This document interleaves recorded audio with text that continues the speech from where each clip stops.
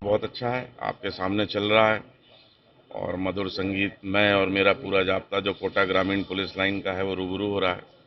प्रत्येक सोमवार को हर महीने के मैं और एडिशनल एसपी पारस हम पूरे जाब्ते से रूबरू होते हैं और एक इनफॉर्मल एक्सरसाइज करते हैं। हम इसीलिए सारे सिविल ड्रेस में आपको नज़र आ रहे हैं बाद परेड के, और अपने जाब्ते के साथ एक फैमिली की तरह बैठते हैं और प्रयास करते हैं ये जानने का कि अगर उनके मन में, दिल में, दिमाग में कोई पीड़ा है, स्ट्रेस है, स्ट्रेन है, क्या कारण है और कैसे उसको दूर किया जाए।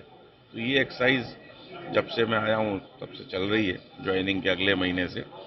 उसी कड़ी में अपने यहाँ कोटा जेल की जो जेल सुप्रिंटेंडेंट सुमन जी, इन्होंने एक कार्यक्रम में मुझे बुलाया था। मैं जेल परिसर में गया, वहाँ मुझे इस बैंड के बारे में पता लगा कि जो इनमेट्स हैं, जेल के बंदी हैं, विभिन्न सजाओं में हैं, लेकिन इन्होंने मैं तारीफ़ करना चाहूँगा सुमन की और हमारे डीजी साहब राजीव दासोद जी की कि उनकी प्रेरणा से ये एक बैंड विकसित हुआ और वो नेगेटिविटी से ये लोग स्वयं बाहर आए। तो ये एक प्रकार से रोल मॉडल से हैं कि उस बंदी शिविर में नेगेटिविटी जहाँ इतनी ज़्यादा है और ये गाना गा रहे हैं और सबको खुश करने की कोशिश कर रहे हैं। तो मैंने आमंत्रित किया कि आप हमारे इस परिसर में मंडे को आइए और हमारे जाब्ते के रूबरू होइए।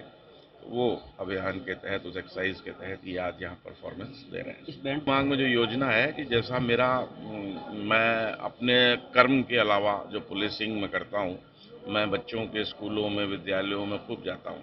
ये तो अभी कोरोना काल था, सारे बंद थे, और किसी भी प्रोग्राम में मैं जाऊँगा तो जो आयोजक हैं उनसे रिक्वेस्ट करूँगा कि भाई हमारे बीच में एक ऐसा बैंड है, उसको आप प्रोत्साहित करें, 1 घंटे के लिए बुलाएं, वो हमारे बीच में उपस्थित हो।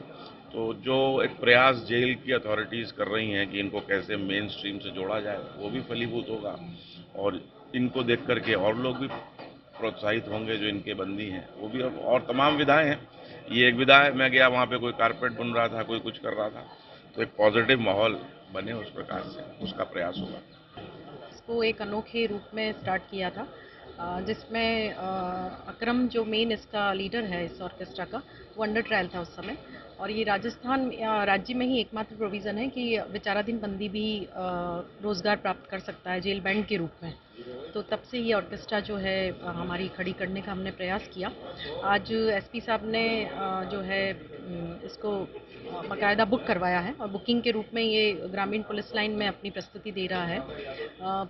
जो पुलिस वाले या हम सभी या कानून या प्रशासन जिन्होंने इनको अपनी गिरफ्त में लिया था कभी इनके दोषों के रूप में, वो आज इनके मनोरंजन के लिए काम आ रहा है। तो वो एक बहुत ही पॉजिटिव संकेत है कि जो अपराधी हैं वो हर समय अपराधी नहीं रहता, उसमें यदि चेंजेस किए जाएँ तो संगीत एक विधा है, उसके रूप में ये अपना हुनर जो है आपके सामने प्रदर्शित करें। निश्चय ही अच्छे नागरिक बनकर समाज को अपनी सेवाएँ देंगे। जैसा भी है, हमें अच्छा लग रहा है, यहाँ टेंशन से मुक्त हैं। ठीक है, थोड़ी बहुत टेंशन होती है, लेकिन इसके ज़रिए अगर हमारा दिल बहल रहा है तो सब भाइयों को हम साथ लेके चल रहे हैं। संगीत ही सबको जोड़ने का मतलब होता है, संगीत का मतलब होता है संगति हमारे साथ रहे, साथ लेके चल रहे हैं। इसके आगे क्या, कुछ ऐसी लाइन मैडम की जो है कृपा है, हमारे सुप्रिटेंडेंट मैडम है हमारे। अगर ये नहीं होती तो ये म्यूज़िक नहीं होता और हम भी जेल में पड़े या तो किसी से लड़ते झगड़ते, ऑडिशन होती है। बस हमें खुशी है इसके लिए कि हमें बाहर आने का मौका मिल रहा है। अगर मैं थोड़ा बहुत जानता था गाना बजाना, मैं बाहर भी करता था। फिर मैडम को सुनाया हमने, कुछ भजन कीर्तन वगैरह सुनाया, तो इनका थोड़ा शौक था, तो मैडम ने हमारे लिए इंस्ट्रूमेंट ला करके दिए हैं। सरकार से बात की, उन्होंने साउंड वगैरह सब ला के दिया है, तो हम कोशिश कर रहे हैं सिखाने की। कुछ हम भी सीख रहे हैं जो कमियां थी हमारे में।